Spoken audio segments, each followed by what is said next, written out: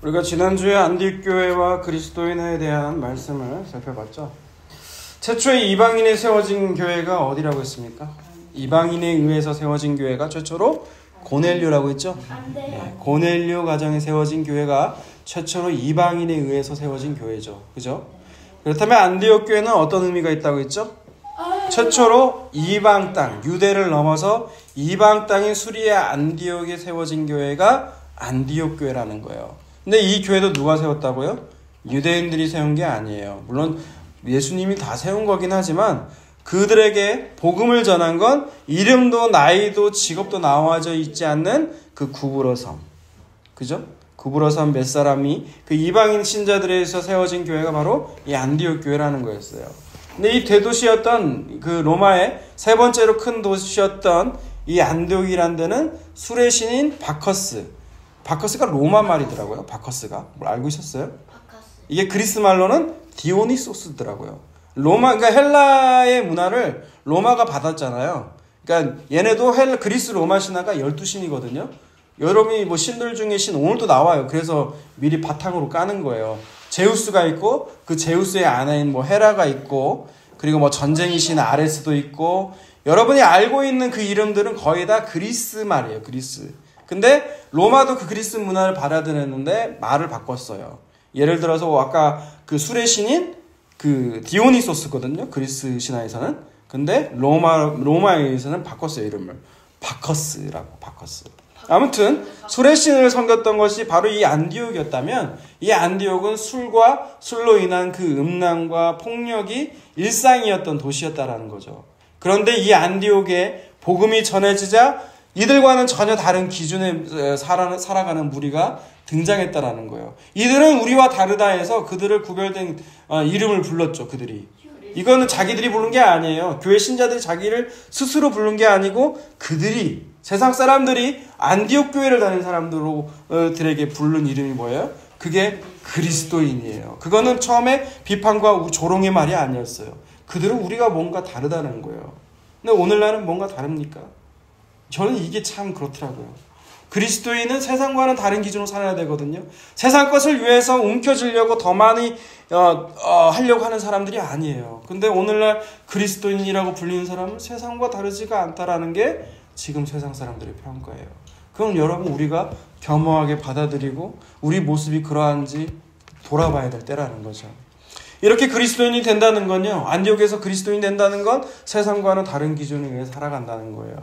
그거는 뭐 때문에 그래요? 예수 그리스도로 말미암은 그 의 때문에 구별된 사람들이기 때문에 그래요. 그렇기 때문에 그들은 그 안에 계신 예수님 때문에 사람들로부터 미움을 당하고 박해를 당하게 된다는 거죠.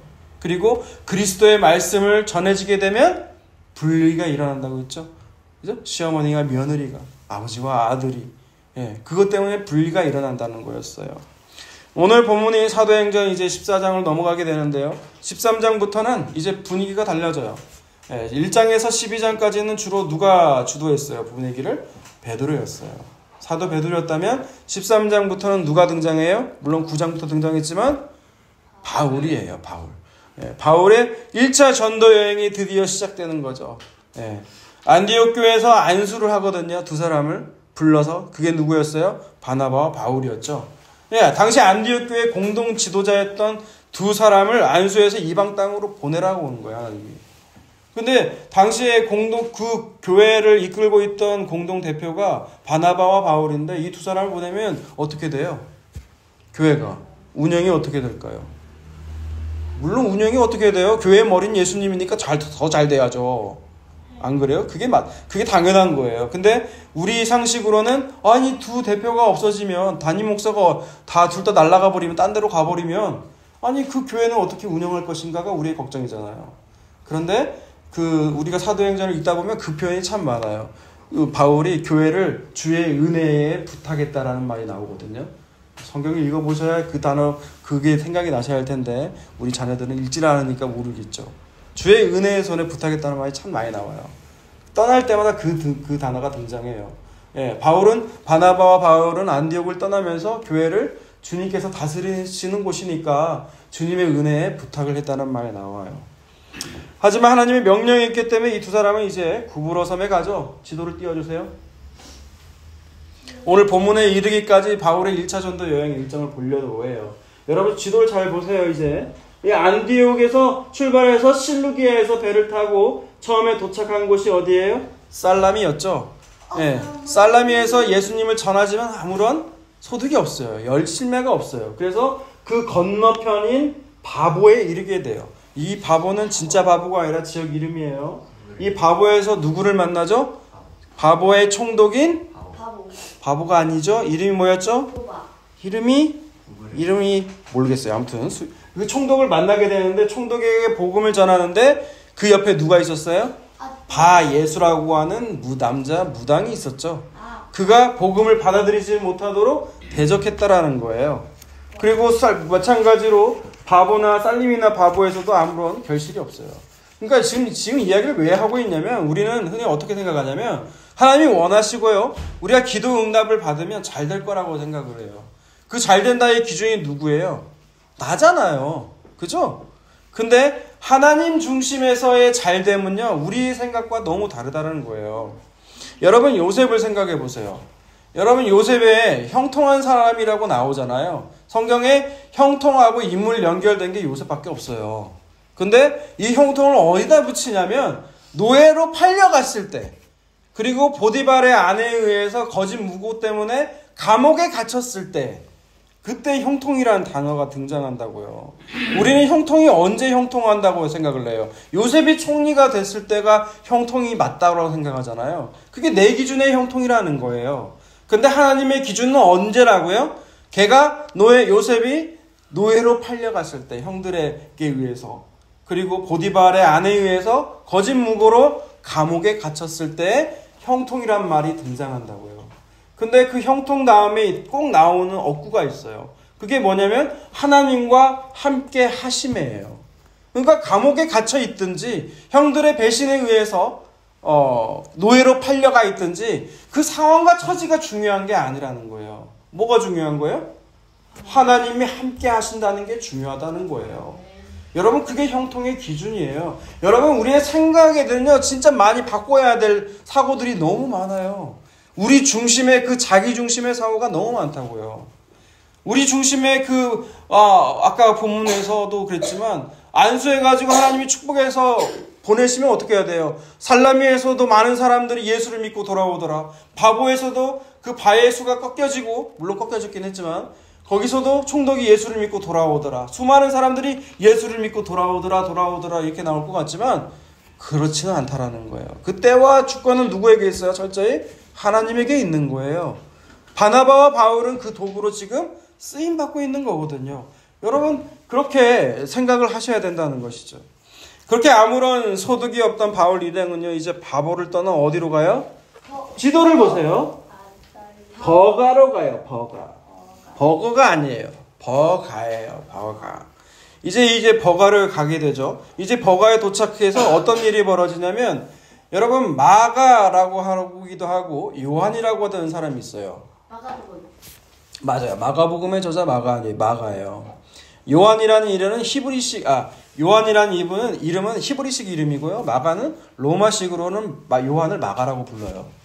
그래서 이 마가는 이제 버가를 떠나서 같이 비시디아 안디옥으로 가야 되는데 거기까지 길이 굉장히 험난해요. 그리고 지금 선교 여행을 왔지만 아무런 열매가 있어요, 없어요? 없죠. 눈에 보이는 하나님의 초자연적인 기적이 비슷한 걸 하나 있었지만 너무 힘들었단 말이에요. 그리고 부잣집 도련님이에요. 그래서 그는 어디로 가요? 안디옥으로도 안 가고 엄마가 있는 예루살렘으로 가요. 엄마 하고 간다고요. 예, 마가는 그런 사람이었어요. 그러니까 지금 상황이 하나가 돼도 선교 여행이라는 게 힘든데 지금 어떤 상황이에요? 분열까지 일어난 거예요. 마가로 인해서. 마가는 누구라고 나와요? 바나바의 생질이라고 나오잖아요. 근데 문제는 생질이라는 단어가 사실 그 사촌 동생이라는 의미거든요. 아무튼 생질이든 친척 관계니까 그로 인해서 지금 막 분열이 일어나지만 하나님은 어떤 분이세요? 모든 걸 합력하여 선을 이루시는 분이라는 거예요. 나중에 마가는 이제 예루살렘을 가서 누굴 만나게 되냐면 베드로 사도를 만나게 돼요. 베드로 사도는 예수님 앞에서 저주 맹세하면서 예수를 모른다고 했던 인물이잖아요. 실패와 낙심을 겪었던 인물이잖아요. 그죠? 이제 그를 만나서 마가도 이제 예수님이 어떤 분이시고, 그리고 그 무너진 자리에서 일으키신 분이라는 걸 배우게 돼요. 그래서 나중에 마가복음을 쓰고요. 베드로 전후서 있죠. 베드로 전후서도 베드로가 썼다고 하지만 베드로는 좀 까막눈이거든요. 누가 도왔겠어요? 베드로 하면은 수행비서인 마가가 도왔다고요. 우리가 바울 하면 딱 디모데 떠오르죠. 마찬가지예요. 둘의 관계가 비슷한 관계라는 거예요. 그렇게 이제 마가와 헤어진 바울 일행은요, 이제 어디로 넘어갔냐면 노고를 이끌고 비시디아 안디옥에 이르게 돼요. 그곳에서 유대인 회당에서 이제 설교를 하게 되죠. 첫 번째 설교. 어디에나 설교가 다 나오는 거 아니에요. 이스라엘의 역사와 그 속에서 일하시는 하나님과 그 약속들이 무엇이었는지를 얘기를 하고 있죠. 그리고 그 약속들을 성취하기 위해서 오신 분이 예수님이심을 증거했어요. 그러자 많은 사람들이 유대인 회당으로 몰려들게 되죠.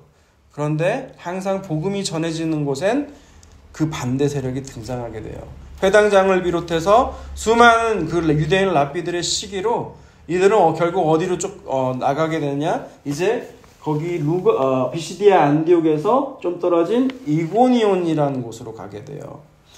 예, 그럼 그곳에서도 유대인 회당에서 전하게 되죠. 왜 유대인 회당일까요? 말이 통하잖아요.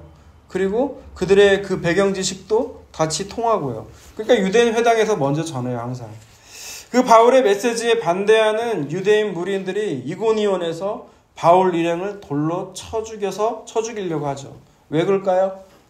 듣기 싫다는 거예요. 듣기 싫은 거예요. 그래서 바울은 오늘 이제 본문이 배경이 되는 여기 어디예요? 이고니온에서 아래로 내려온 루스드라와 더베로 내려가게 되죠. 자, 오늘 본문 봅니다. 이제 본문 들어가요. 8절 읽습니다. 13장 8절. 루스드라에 발을 쓰지 못한 한 사람이 앉아있는데 나면서 걷지 못하게 되어 걸어본 적이 없는 자라. 네, 14장 8절 보면 루스드라에 발을 쓰지 못하는 사람이 있는데 그는 태어나면서 걷지 못하게 되어 걸어본 적이 없다라는 거예요. 그러니까 태어날 때부터 발을 쓰지 못하는 선천적인 장애를 갖고 태어난 사람이란 거죠. 근데 여러분 루스드라에 왔는데 처음 만난 사람이 누구라고요? 이 안증뱅이라는 거예요. 처음부터 날 때부터 안증뱅이. 여러분 이게 우연일까요?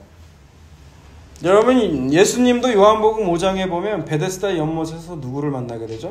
38년 된 중풍병자를 만나게 되죠. 그 사람도 마찬가지로 스스로 힘으로 일어날 수 없는 그런 사람이었어요. 근데 그런 사람도 예수님을 만나서 걷게 되죠. 그리고 앞서서 사도행전 3장에서 베드로가 누구를 만나요? 성전 미문에서 태어나면서부터 안진뱅이였던 사람을 만나 예수의 이름을 걷게 하죠. 그죠? 이처럼 안진뱅이라고 하는 이 자체가 상징하는 바는요. 안진뱅이는 스스로 힘으로 일어날 수가 없는 존재예요. 그러니까 늘 인생 가운데 늘 무기력하고 소망이 없던 자예요. 나는 이제 이렇게 평생 살아가야 되나? 내 인생은 이제 이렇게 끝나야 되나? 그런 사람이 지금 누구라고요? 안진뱅이에요. 그 안진뱅이의 모습 속에 우리의 모습도 있는 거죠. 내 인생은 이대로 끝나나? 내 인생에 반전은 없겠구나. 난 이렇게 끝나는 허망하고 나는 뭘 했지? 예, 그런 인생의 사람이 바로 이 안진뱅이였다는 거예요. 근데 이 안진뱅이에게 누가 찾아가셨어요? 예수님이 먼저 찾아가셨죠. 그리고 베드로와 바울도 이 사람을 만나게 되죠. 여러분 여기서 알 수 있는 건요. 구원이라는 건 사람이 찾아가는 게 아니라는 거예요. 구원은 철저하게 하나님께서 우리에게 오시는 거예요. 그게 구원이에요. 내가 찾아가는 게 아니에요. 그러면 나는 내 의가 생겨요. 봐라. 다른 사람 안 찾을 때 나는 찾아갔고 나는 이렇게 구원을 받았지 않느냐라는 거죠. 근데 그런 구원은 없다라는 거예요. 우리가 이사야서 말씀도 봤잖아요. 이사야가 사명을 받아서 주여 내가 어디로 가리까 했더니 그때 하나님 뭐라고 말씀해요? 이 백성이 듣기는 들어도 깨닫지 못하게 해라. 보아도 보지 못하게 하라고 하잖아요. 왜 그렇게 해요? 자기들이 들어서 깨닫고 와서 고침을 받았다 내가 염려하노라 그러잖아요. 구원은 철저하게 하나님의 은혜여야 되고 철저하게 하나님의 선물이어야 된다는 거예요. 자, 다시 본문 볼게요. 9절과 10절을 봅니다. 읽습니다. 시작. 바울이 말하는 것을 듣거늘 바울이 주목하여 구원받을 만한 믿음이 그에게 있는 것을 보고 큰 소리로 이르되 내 발로 바로 일어서라 하니 그 사람이 일어나 걷는지라. 네. 여러분, 이 안전뱅이가 지금 만날 수 있었던 건 뭐냐면 여기에는 루스드라에는 유대인들이 별로 없었어요. 그리고 회당이 없었거든요. 원래 회상가잖아요, 항상. 근데 회당이 아니기 때문에 이 안전뱅이가 누구를 만날 수 있는 거예요, 지금? 바울을 만날 수 있게 된 거예요. 여러분, 이게 우연일까요? 아니요. 제가 말씀드렸죠. 우리 삶 가운데 우연이라는 건 없어요. 하나님의 섭리가 있을 뿐이에요. 너희들이 믿는 아버지 어머니 밑에서 자란 것도 우연이 아니에요. 이게 얼마나 감사한 건지 나중에 예수님 만나게 되면 알 거예요. 여러분, 최고의 부모는 누구예요? 그 목사님, 여자 목사님 누구죠?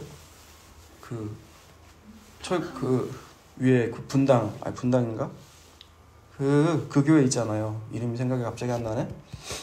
아무튼 그 목사님이 하신 말이 최고의 부모는 예수 그리스도를 소개한 부모님이 최고의 부모라고 하거든요. 네, 김양희 목사. 네, 근데 그 바울이 이제 주목하는 거예요. 근데 주목했는데 왜 주목했어요? 그 안전뱅이가 말씀을 듣고 있거든요. 이때 듣고 있다라는 게 그냥 멍 때리고 듣는 게 아니에요. 우리 자녀들 같이 멍 때리고 고개를 까딱까딱 하면서 듣고 있는 것이 아니고 아쿠오라는 단어인데 이거는 리슨이에요. 주목해서 듣고 있더라는 거예요. 이게 하나님의 은혜죠. 그에게 구원받을 만한 믿음이 있는 거를 봤다라는 거예요. 얘도 좀 오해가 생기긴 하는데 그리고 나서 뭐라고요? 일어나 걸어라 라고 하는 거예요. 그랬더니 그 안전뱅이가 뻘떡 일어나 걸었다는 거죠. 평생 일어나 본 적이 없던 사람이 바울의 그 말 한마디로 그 자리에서 뻘떡 일어났다는 기적이 일어난 거예요. 자, 그럼 문제 드릴게요. 그렇다면 이 안전뱅이가 일어난 건 이 안전뱅이의 믿음이 좋아서일까요? 아니면 바울이 능력자라서 그런 걸까요? 어떤 걸까요? 제 원고를 미리 보셨기 때문에 아내는 안 봤어요? 둘 다 아니에요. 둘 다. 성경이 증거하는 건 사람의 능력에게 있지 않아요. 사람을 초점에 있지 않아요. 하나님이 이 일을 통해서 무엇을 말씀하시려고 하는 바가 중요한 거예요. 바울은 그저 하나님이 시키는 대로 쓰는 도구이고요. 이 안전뱅이도 역시 그를 통해서 하나님이 어떤 분이신지 드러내기 위해서 쓰는 도구일 뿐이라는 거예요. 그러니까 성경을 읽을 때 자꾸 사람에게 초점 두지 마요. 이 사람에게 본받을 점 이런 거 생각하고 묵상하지 말라고요. 사람은 다 똑같이 죄인이에요. 모두 다 똑같이 제 갈 길로 가는 양일 뿐이라고요. 중요한 건 그를 위해 죽으신 분이 예수 그리스도라는 거죠. 여러분, 성경은 철저하게 예수 그리스도를 증거하기 위한 책이에요. 하나님은 예수님 외에는 예수님만이 영광이신 거예요, 사실. 우리 안에 영광을 드린다고 할 때 우리 안에 계신 예수 그리스도님이 영광이 되는 거예요. 여러분, 그 점이 정확히 아셔야 되는 거죠. 여러분, 바울이 말하는 구원받을 만한 믿음이라는 건요, 여러분, 사람에게서 나오는 것이 아니라는 거를 이 안전뱅이 통해서 지금 보여주고 있는 거거든요. 여러분, 이 안전뱅이는 평상시에 멸시하고 천대받고 멸시 천대를 받는 그냥 하찮은 인간일 뿐이에요. 근데 그에게서 믿음이 나온다고? 그 사람에게서? 그 얘기하고 있는 게 아니에요. 사람에게서 나온 것이 아니라는 거죠. 이걸 명확히 보여주는 것이 사도 베드로가 안전뱅이를 일으켰을 때 한 말이거든요. 사도행전 3장 11절에서 16절을 봅니다. 다른 사람이 베드로와 요한을 붙잡으니 모든 백성이 크게 놀라며 달려나와가 솔로몬의 행각이라 불리는 행각에 모이거늘 베드로가 이것을 보고 백성에게 말하되 이스라엘 사람들아 이 일을 왜 놀랍게 여기느냐 우리 개인의 권능과 경건으로 이 사람을 걷게 한 것처럼 왜 우리를 주목하느냐 아브라함과 이삭과 야곱의 하나님 곧 우리 조상의 하나님이 그의 종 예수를 영화롭게 하셨느니라. 너희가 그를 넘겨주고 빌라도가 놓아주기로 결의한 것을 너희가 그 앞에서 거부하였으니 너희가 거룩하고 의로운 일을 거부하고 도리어 살인한 사람을 놓아주기를 구하여 생명의 주를 죽였도다. 그러나 하나님이 죽은 자 가운데서 그를 살리셨으니 우리가 이 일의 증인이라. 그 이름을 믿음으로 그 이름이 너희가 보고 아는 이 사람을 성하게 하였나니 예수로 말미암아 난 믿음이 너희 모든 사람 앞에서 이같이 완전히 낫게 하였느니라. 아멘. 저는 이 구절을 읽을 때 저희 딸이 이걸 묵상을 했대요. 묵상을 했는데 그게 묵상의 내용이 뭐였냐면, 아니 거지, 성전 미문에 앉은 거지를 베드로와 요한이 보게 되잖아요. 그리고 그 사도들이 얘기하거든요. 베드로가 주목하면서 우리를 보라라고 한다고 하거든요. 우리를 보라니까 이 거지가 뭘 기대하면서 봤을까요? 우리에게 뭘 줄까? 나에게 뭘 줄까라는 기대하는 눈으로 봤을 거 아니에요. 그런데 이 베드로가 한 말이 뭐예요? 금과 은은 내게 없거니와 그 말에서 얼마나 실망을 했겠냐는 거예요. 금과 은을 기대했는데 전혀 생뚱한 말 뭐였어요? 예수님의 이름으로 걸으라는 거예요. 네, 그래서 이 안증뱅이가 일어나 걷게 되는 거죠. 근데 그 놀라운 기적 같은 일이 벌어지니까 사람들이 누굴 주목해요? 베드로를 주목하는 거예요. 사람들 눈에는 베드로가 보이는 거죠. 하나님 보여요, 안 보여요? 안 보여요. 예수의 이름이 중요하지 않아요. 그 예수의 이름을 외친 베드로를 보고 있는 거예요, 사람들은. 기적을 일으킨 사람을 항상 주목한다는 거죠. 이 사람이 다시, 그래서 베드로가 한 말이 뭐예요? 이 사람이 다시 일어나 걷게 된 거는 내 개인의 권능과 경건이 아니라고 하잖아요. 이 사람이 일어난 건 오직 누구라고요? 주 예수로 말미암아 난 믿음이라는 거예요. 베드로의 권능도 아니고 안증뱅이의 믿음도 아니라고 하는 것을 얘기하고 있는 거죠. 주 예수로 말미암아 난 믿음이라는 거예요. 그것이 아까 오늘 바울이 말한 구원받을 만한 믿음과 동의어예요. 똑같은 말이에요. 그러니까 똑같은 말은 뭐예요? 그 주 예수로 말미암아 난 믿음이 바로 구원받을 만한 믿음이라는 거고, 그건 주님이 주신 믿음이라는 거예요. 여러분, 이 믿음은 자기도 다른 사람도 보지 않고 오직 누구만 바라봐요? 주 예수만 바라보게 된다는 거예요. 에베소서 2장 8절 9절 있습니다. 에베소서 2장 8절 9절. 너희는 그 은혜에 의하여 믿음으로 말미암아 구원을 받았으니 이것은 너희에게서 난 것이 아니요 하나님의 선물이라. 행위에서 난 것이 아니니 이는 누구든지 자랑하지 못하게 함이라. 네, 믿음을 뭐라고 말합니까, 바울이? 네, 하나님의 선물이고 은혜로 말미암아 난 거란 거죠. 사람에게서 원인이 있는 거예요, 없는 거예요? 원인이 없는 거예요. 사람에서 나오는 게 아니에요. 내가 애쓴다고 노력한다고 나오는 게 아니라는 거예요. 철저하게 믿음은 하나님의 선물이라는 거예요. 그럼에도 사람들은 아무리 하나님이라고 해도 사람이 없으면 하나님이 어떻게 하나님의 일을 할 수 있냐고 생각한다는 거죠. 이런 사람들이 바로 오늘 본문에 나오는 루스드라 사람들이었어요. 11절에서 13절 보세요. 우리가 바울이 한 일을 보고 루가오니아 방언으로 소리질러 이르되 신들이 사람의 형상으로 우리 가운데 내려오셨다 하여 바나바는 제우스라 하고 바울은 그 중에 말하는 자이므로 헤르메스라 하더라. 시외 제우스 신당의 제사장이 소와 화환들을 가지고 대문 앞에 와서 무리와 함께 제사하고자 하니. 네, 날 때부터 안증뱅이였던 사람들은 다 알겠죠. 루스드라 사는 사람들은. 그죠? 그 사람이 이 기적처럼 일어나니까 사람들이 소리를 지르면서 뭐라고 그래요? 신들이 내려왔다는 거예요.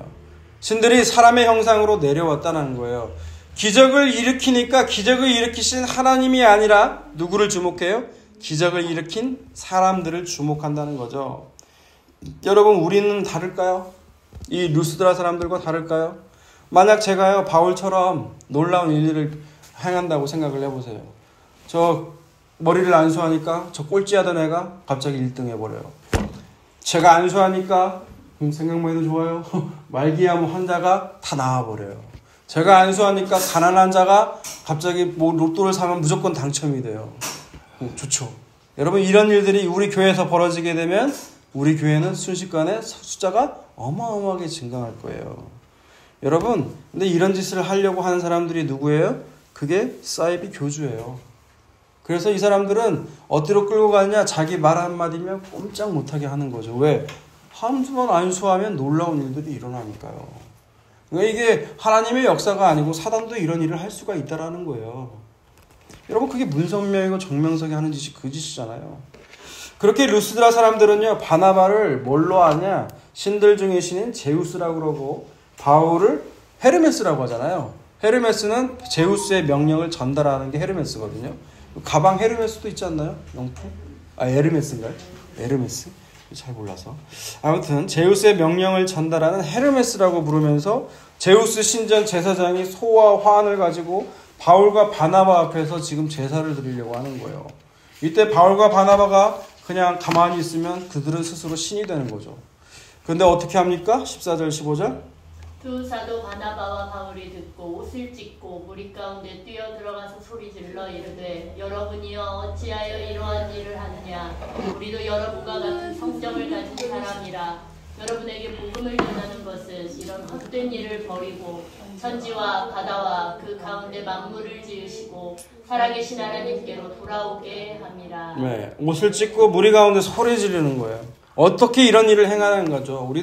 우리도 너랑 똑같은 인간이라는 거야. 같은 걸 먹고 같은 걸 싸고 자는 그냥 인간이라는 거. 같은 성경을 가진 인간이랄 뿐이라는 거예요. 우리가 너에게 복음을 전하는 건 이렇게 사람을 찾고 사람에게 주목하고 그 사람에게 경배하려고 하고 그 마음 가운데 있는 품은 생각들을 다 이루어주는 것들에게 경배하는 그게 우상이잖아요. 그런 헛된 일을 버리고 그게 아니라 모든 것, 천지와 바다와 그 가운데 모든 걸 지으신 하나님께 돌아오라고 우린 부름받았다는 거죠. 여러분 오늘 또 동일해요. 우리가 믿고 있는 하나님을요 그냥 요즘 보고 있는 드라마 있죠. 다 이루어질지 어제 본 거. 예. 그냥 내 지니처럼 요술램프의 지니처럼 여기고 있다면 여러분 우상 섬기고 있는 거예요. 그저 내 소원과 내 바람을 들어주고 실현시키는 하나님을 알고 있다면 여러분 그게 헛된 우상이라는 거예요. 여러분 바리새인과 제사장 그리고 예수님을 따랐던 환호했던 사람들이 왜 예수를 죽입니까 갑자기? 자기가 기대했던 메시아가 아니거든요. 수많은 표적과 이적들을 베풀었을 때는 환호했어요. 저가 왕이 된다면 이 메시아라면 우리가 기대했던 그런 것들을 다 실현시킬 메시아라고 생각했지만 나는 그런 메시아 아니라고 공언을 해버리니까 그들은 어떻게 해요? 예수를 죽이는 자로 돌변하잖아요. 근데 거기서부터 돌이켜야 된다는 거예요. 잘못된 하나님의 상이 나를 위한 우상을 버리고 참되신 하나님께로 돌아가야 된다는 거예요. 16절에서 18절 읽습니다. 시작. 하나님이 지나간 세대에는 모든 민족으로 자기들의 길들을 가게 방임하셨으나 그러나 자기를 증언하지 아니하신 것이 아니니 곧 여러분에게 하늘로부터 비를 내리시며 결실기를 주시는 선한 일을 하사 음식과 기쁨으로 여러분의 마음에 만족하게 하셨느니라 하고 이렇게 말하여 겨우 보리를 말려 자기들에게 제사를 못하게 하니라. 네, 하나님이 지나간 세대에게는 모든 민족으로 하여금 자기들의 길을 가게 방임하셨대요. 방임이란 건 내버려 두셨다라는 거예요. 그런데 복음이 전해진 지금은 복음이 전해진 지금은 이제는 돌이키라는 거죠. 하나님은 온 세상에 자기가 살아계신 하나님이라는 걸 증거해 오셨다라는 거예요. 뭘로 증거했다는 거죠? 하늘에서 내리는 비로. 비가 없으면 뭐가 맺힙니까? 하나도 맺히지 못해요. 비가 없으면. 계절에 따라서 열매를 주시고 살 수 있도록 먹을거리를 주셨잖아요. 그 결과 음식과 기쁨이 있어서 우리의 마음을 만족해 하신 것이 너희가 그 섬겼다고는 우상이 아니라 나라는 거예요. 그게 하나님이시라는 거예요. 그러니까 안전뱅이가 일어난 게 여러분 우리는 기적이라고 생각하는데 그 기적만 있는 게 아니라는 거예요. 우리가 지금 먹고 살 수 있다는 거. 그동안 먹고 살 수 있도록 하나님께서 비와 곡식과 태양을 주신 것들. 이런 것들이 모두 다 하나님의 은혜고 기적이라고 하는 거예요. 근데 우리는 하늘에서 비가 내리고 태양빛이 내리쬐는 건 당연하다고 생각이 돼요. 그보다 어떤 게 더 우리는 더 좋다고 생각을 해요. 이 세상에 살아가는데 다른 사람들보다 압도적으로 많은 걸 가지고 풍요롭게 풍족하게 살 수 있는 거. 그런 것을 힘과 능력이라고 여기며 살아가는 거. 그래서 내가 하나님께 정성을 바칠 테니 하나님도 나에게 복을 주셔라 라고 생각하는 거라는 거죠. 자, 그런 자들이 똑같은 자들이 또 나오죠. 사도행전 17장 22절부터 봅니다. 사도행전 17장 22절과 23절 먼저 읽어볼까요? 바울이 아레오바고 가운데 서서 말하되 아덴 사람들아 너희를 보니 범사에 종교심이 많도다. 내가 두루다니며 너희가 위하는 것들을 보다가 알지 못하는 신에게라고 새긴 단도 보았으니 그런즉 너희가 알지 못하고 위하는 그것을 내가 너희에게 알게 하리라. 네, 여기는 지금 아덴이라고 나와 있는데 오늘날의 아테네를 얘기하고 있는 거예요. 그리스 아테네. 거기 아레오파 광장에서 바울이 얘기하는데 너희들은 종교심이 참 많다라는 거예요. 사도 바울이 말한 종교심이란 게 뭐예요? 신에게 잘 보여야 자기가 복받고 자녀들도 잘 살 수 있다라는 그 생각. 그래서 행여라도 자기가 알지 못하는 신이 있는데 그 신이 섭섭할까봐 그 알지 못하는 신을 위해서 제단을 만들고자 하는 그 생각들. 여러분, 그게 종교심이라는 거예요. 그런데 하나님은 어떤 분이세요? 24절에서 29절 읽습니다. 우주와 그 가운데 있는 만물을 지으신 하나님께서는 천지의 주제시니 손으로 지은 전에 계시지 아니하시고 또 무엇이 부족한 것처럼 사람의 손으로 섬김을 받으시는 것이 아니니 이는 만민에게 생명과 호흡과 만물을 친히 주시는 이심이라. 이르의 모든 족속을 한 혈통으로 만드사 온 땅에 살게 하시고 그들의 연대를 정하시며 거주의 경계를 한정하셨으니 이는 사람으로 혹 하나님을 더듬어 찾아 발견하게 하려 하시니로되 그는 우리 각 사람에게서 멀리 계시지 아니하도다. 우리가 그를 힘입어 살며 기동하며 존재하느니라. 너희 시인 중 어떤 사람들의 말과 같이 우리가 그의 소생이라 하니 이와 같이 하나님의 소생이 되었은즉 하나님을 금이나 은이나 돌에다 사람의 기술과 보안으로 생긴 것들과 같이 여길 것이 아니니라. 네, 하나님은 어떤 분이세요? 사람에게서 무엇을 받으시는 분이 아니시라는 거예요. 오히려 모든 사람들에게 생명과 호흡, 햇빛과 비. 여러분, 공통점이 뭐예요? 생명, 호흡, 햇빛, 비. 공통점이 뭐예요? 없어서는 안 되는 거예요. 필수 불가결한 것들이죠. 정말 필요한 것들을 모든 것을 주시는 분이 누구라는 거예요? 하나님이시라는 거예요. 그래서 30절 보세요. 30절. 알지 못한 시대에는 하나님이 간과하셨거니와 이제는 어디든지 사람에게 다 명하사 회개하라 하셨으니. 하나님이 누구신지 어떤 분이신지 알지 못하던 시대, 그런 시대는 하나님이 간과하셨다고 하니까 하나님이 그냥 다 너그럽게 용납하셨다는 뜻이 아니에요. 심판이 있는데 그 심판을 유보했을 뿐이라는 거예요. 이제 복음이 전해지는 이 시대에는 우상들을 버리고 하나님께 돌이키라는 거예요, 지금. 왜 그럴까요? 31절. 이는 정하신 사람으로 하여금 천하를 공의로 심판한 날을 작정하시고, 심판한 날이 있다라는 거예요. 하나님의 공의는 사랑과 정의의 공의예요. 그 날을 작정하셨다는 거. 하나님은 사랑하셨기 때문에 예수 그리스도를 주셨죠. 자기 아들까지 내어주셨는데 그 아들을 안 믿어요, 사람들이. 그러면 뭐가 있어야 돼요? 심판이 있는 거죠. 그게 공의예요. 그 날을 하나님께서 지금 작정하신 거예요. 그리고 그 증거를 주셨다라는 거죠. 그게 뭡니까? 이에 그를 죽은 자 가운데서 다시 살리신 것으로 모든 사람에게 믿을 만한 증거를 주셨음이니라 하니라. 그 심판을 면하기 위해서 그 아들을 십자가에서 내죽이셨어요. 그리고 그 아들을 믿는 자마다 하나님이 영생을 주시기로 약속하셨다라는 거예요. 그 증거가 뭐예요? 예수 그리스도의 부활이라는 거예요. 죽은 자 가운데서 다시 살리신 것으로 우리에게 믿을 만한 증거를 주셨다라는 거예요. 여러분, 그 증거이신 예수 그리스도를 믿고 자기에 있는 우상을 발견하고 그 우상을 버리고 다 주님께로 간절히 돌아가는 저와 여러분이 다 되시기를 주님의 이름으로 축원합니다.